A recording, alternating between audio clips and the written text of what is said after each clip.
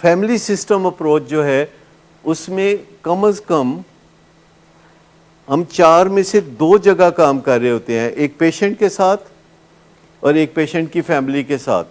اور فیملیاں معاشرہ بناتی ہیں، اس کا اثر معاشرے پہ بھی پڑ سکتا ہے، اس کا اثر اداروں پہ بھی پڑ سکتا ہے، اور اس جانب بھی ہم کام کرتے رہتے ہیں. ہماری بہت ساری ویڈیوز ہیں، بہت سارے لوگ فیڈ بیک دیتے ہیں کہ آپ سے ہمیں کام تو نہیں ہے کیونکہ ہم نشہ نہیں کرتے، لیکن آپ کی ویڈیوز دیکھ کے ہم نے اپنی زندگیوں کو آسان بنایا ہے، ہم نے اپنے گھروں کے ماحول کو بہتر بنایا ہے. اور جو بھی آپ کو باتیں ہم کہتے ہیں کراس چیک کر سکتے ہیں، ہمیشہ کراس چیک کریں،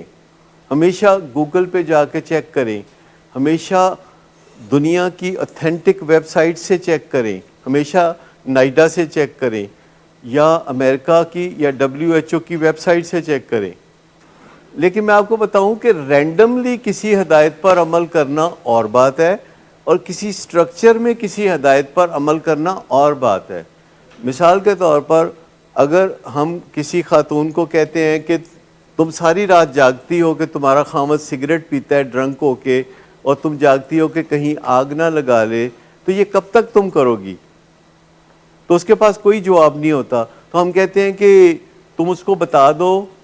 کہ 1 مہینے بعد کوئی ڈیٹ دے دو کہ اس ڈیٹ کے بعد میں رات کو بالکل نہیں جاگوں گی اور تمہارے سگریٹ کا اور آگ لگنے کا دھیان نہیں رکھوں گی،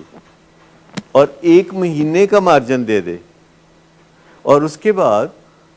وہ ہر روز دہرائے کہ تمہیں یاد ہے فلاں تاریخ سے میں نے چھوڑ دینا ہے.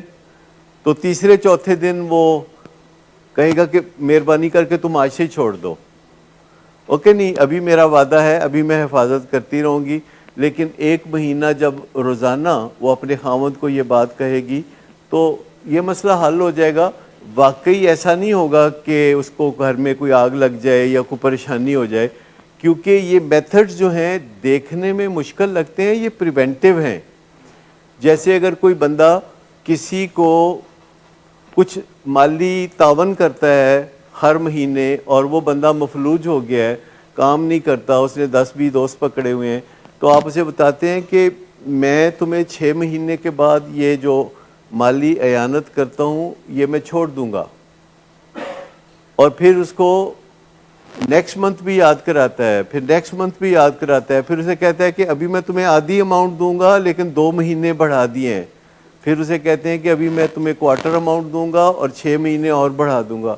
تو آپ آہستہ آہستہ اس کو اس بری عادت سے نکال لیتے ہیں.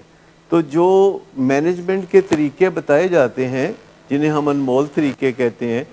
اس کا مقصد، ہمارا مقصد کبھی کسی انسان کو تکلیف دینا نہیں ہو سکتا. ہمارا مقصد اپنی آرگنائزیشن میں، آرگنائزیشن کے اندر اپنے کلائنٹس کے ساتھ جو بھی معاملات طے کرنے ہیں یا جو بھی معاملات سکھانے ہیں اپنے کلائنٹس کو، اس میں سزا اور تکلیف کا کوئی تصور نہیں جو ہم جان بوجھ کے دیں. وہ تکلیف جو ایک علاج کے حوالے سے جیسے ٹیکے کی ہوتی ہے تھوڑی بہت، اور وہ تکلیف جو بات چیت سیکھتے ہوئے ہوتی ہے، جو سائیکل چلانا جب آپ سیکھتے ہیں تو اس سے تھوڑی بہت تکلیف ہوتی ہے، تو ایسا ہو سکتا ہے. لیکن ہمارا مقصد تکلیف سے آپریٹ کرنا نہیں ہے، ہمارا مقصد تکلیف کے ذریعے بہتری لانا نہیں ہے، کیونکہ جو کام آپ بعد میں کرنا چاہتے ہیں اس کو اپوزٹ طریقے سے آپ پہلے شروع نہیں کر سکتے. تو جب بھی آپ کو ہم کہیں تو آپ گوگل پہ چیک کریں کہ آیا یہ طریقہ کہیں رپورٹڈ ہے، اور اگر وہ طریقہ رپورٹڈ ہو پھر اس کی ڈیٹیل پڑھ لیں.